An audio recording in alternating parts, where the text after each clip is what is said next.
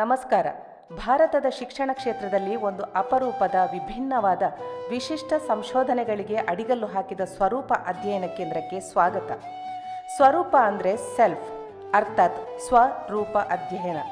ಸ್ವರ ಮತ್ತು ರೂಪ, ವಾಯ್ಸ್ ಆ್ಯಂಡ್ ಎಕ್ಸ್ಪ್ರೆಷನ್ ಇದುವರೆಗೆ ಎಲ್ಲರೂ ಒಪ್ಪಿಕೊಂಡ ಸಾಂಪ್ರದಾಯಿಕ ಶಿಕ್ಷಣ ಪದ್ಧತಿ ಮತ್ತು ಶಿಕ್ಷಣ ಅಂದರೆ ಅದುವೇ ಎಂದು ನಂಬಿಕೊಂಡ ಸಿದ್ಧಾಂತವನ್ನು ಇದು ಅದಲ್ಲ ಅನ್ನುವ ಘೋಷವಾಕ್ಯದೊಂದಿಗೆ ಹೇಳುವ ಪ್ರಯತ್ನ ನಮ್ಮದು. ಪ್ರತಿ ಮಗು ಕೂಡ ಜೀನಿಯಸ್ ಮತ್ತು ಎಕ್ಸ್ಟ್ರಾಆರ್ಡಿನರಿ ಅನ್ನುವುದು ಸ್ವರೂಪದ ನಂಬಿಕೆ ಮತ್ತು ಅದರ ಆಧಾರದಲ್ಲೇ ಸ್ವರೂಪದ ಕಲಿಕಾ ಸಂಶೋಧನೆ. ಕಲಿಕೆಯಲ್ಲಿ ಶೂನ್ಯ ಸಾಮರ್ಥ್ಯದ ಮಕ್ಕಳು ಎಂದು ಗುರುತಿಸಲ್ಪಟ್ಟವರನ್ನ ಭಿನ್ನ ಸಾಮರ್ಥ್ಯದ ಅಪರಿಮಿತ ಸಾಧಕರನ್ನಾಗಿ ಮಾಡಿ ತೋರಿಸುವ ಏಕೈಕ ಸಂಸ್ಥೆ ಸ್ವರೂಪ.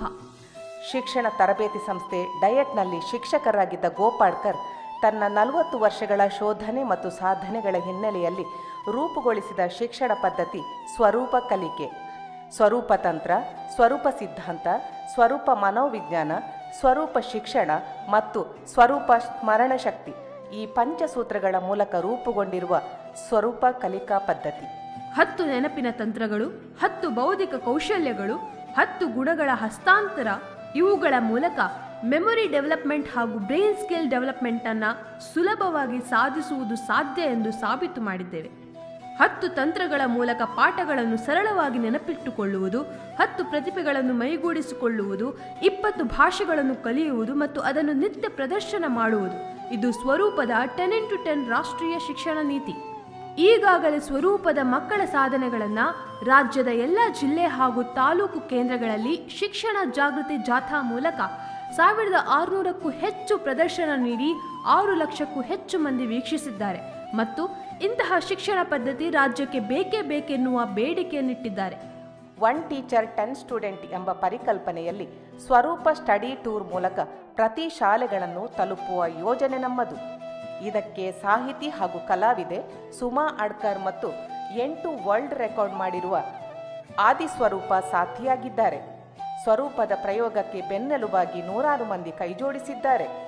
ಆದಿಸ್ವರೂಪ ಸ್ವರೂಪ ಸ್ವಕಲಿಕಾ ವಿಧಾನಕ್ಕೆ ಒಂದು ಮಾದರಿಯಾಗಿದ್ದಾಳೆ. ತಾನು ಅಳವಡಿಸಿಕೊಂಡ ಸ್ವರೂಪ ಶಿಕ್ಷಣ ಪದ್ಧತಿಯ ಮೂಲಕ ತನ್ನ ಜೊತೆಗಿರುವ ಮಕ್ಕಳನ್ನು ಕರೆದುಕೊಂಡು ಹೋಗುವ ಪದ್ಧತಿಯನ್ನು ಎಲ್ಲರಿಗೂ ಕೊಡಲು ಸಿದ್ಧಳಾಗಿದ್ದಾಳೆ. ಸ್ವರೂಪ ಸ್ಟಡಿ ಟೂರ್ನಲ್ಲಿ 16 ವಿಶ್ವ ದಾಖಲೆ ಮಾಡಿದ ಸ್ವರೂಪ ವಿದ್ಯಾರ್ಥಿಗಳಿಂದ ಅದ್ಭುತ ಪ್ರದರ್ಶನ ಮತ್ತು ಪ್ರಾತ್ಯಕ್ಷಿಕೆ ಇರುತ್ತದೆ. ಕೈ ಭಾಷೆ, ಮೆಕ್ಕೆ ಭಾಷೆ, ಸಂಕೇತ ಭಾಷೆ, ಸಂಖ್ಯಾ ಭಾಷೆ, ಚಿತ್ರ ಭಾಷೆ, ಕಣ್ಣಿನ ಚಲನೆ, ಚಪ್ಪಾಳೆ, ಕಾಲಿನ ಚಲನೆಗಳ ಮೂಲಕ ಪಾಠಗಳನ್ನು, ಹೆಸರುಗಳನ್ನು, ಫೋನ್ ನಂಬರ್ಗಳನ್ನು ಸುಲಭವಾಗಿ ಮತ್ತು ಶಾಶ್ವತವಾಗಿ ನೆನಪಿಟ್ಟುಕೊಳ್ಳುವಂತಹ ತಂತ್ರಗಳನ್ನು ಪ್ರದರ್ಶಿಸುತ್ತಾರೆ. ಈ ಭಾಷೆಗಳು ಸ್ವರೂಪದ ಶೋಧನೆ ಆಗಿದೆ. ಅಷ್ಟಾವಧಾನದಿಂದ ಷೋಡಶಾವಧಾನದವರೆಗೆ ಏಕಕಾಲಕ್ಕೆ ಹಲವು ವಿಷಯಗಳನ್ನು ನೆನಪಿಟ್ಟು ಪ್ರದರ್ಶಿಸುತ್ತಾರೆ. ಇದು ನೆನಪಿನ ಅದ್ಭುತ ಸಾಧ್ಯತೆ ಮತ್ತು ಇದು ಎಲ್ಲರಿಗೂ ಸಾಧ್ಯ ಎಂಬುದನ್ನು ನಿರೂಪಿಸುತ್ತಾರೆ. ಮಕ್ಕಳಿಗೆ ಮಲ್ಟಿ ಟಾಸ್ಕಿಂಗ್ ಅನ್ನ ಪ್ರಾತ್ಯಕ್ಷಿಕೆ ಮೂಲಕ ಕಲಿಸುತ್ತಾರೆ. ಗದ್ಯ, ಪದ್ಯ ಹಾಗೂ ಪ್ರಶ್ನೋತ್ತರಗಳನ್ನು ಹಾಡಿನ ಮೂಲಕ ಪ್ರಚುರಪಡಿಸುತ್ತಾರೆ. ವಿಜುವಲ್ ಮೆಮೊರಿ ಆರ್ಟ್ ಮೂಲಕ ಕಠಿಣ ವಿಷಯಗಳನ್ನು ಸಂಭ್ರಮದಿಂದ ಕಲಿಸುವ ಮಾದರಿಯನ್ನು ತೋರಿಸುತ್ತಾರೆ. ಪ್ರೌಢಶಾಲಾ ತರಗತಿಯ ಒಟ್ಟು ಪೋಷನ್ಗಳನ್ನು ಒಂದೇ ತಿಂಗಳಲ್ಲಿ ಕಲಿತು ಬೇರೆಯವರಿಗೆ ಪಾಠ ಮಾಡುವ ಮಟ್ಟಕ್ಕೆ ಮಕ್ಕಳು ಸಮರ್ಥರಾಗುತ್ತಾರೆ. 8ನೇ ತರಗತಿ ವಿದ್ಯಾರ್ಥಿಗಳು 10ನೇ ತರಗತಿಯ ಪಾಠಗಳನ್ನು ವಿಶಿಷ್ಟ ನೆನಪಿನ ತಂತ್ರಗಳ ಮೂಲಕ ದಾಖಲಿಸಿ ಇತರರಿಗೆ ಪಾಠ ಮಾಡುತ್ತಾರೆ.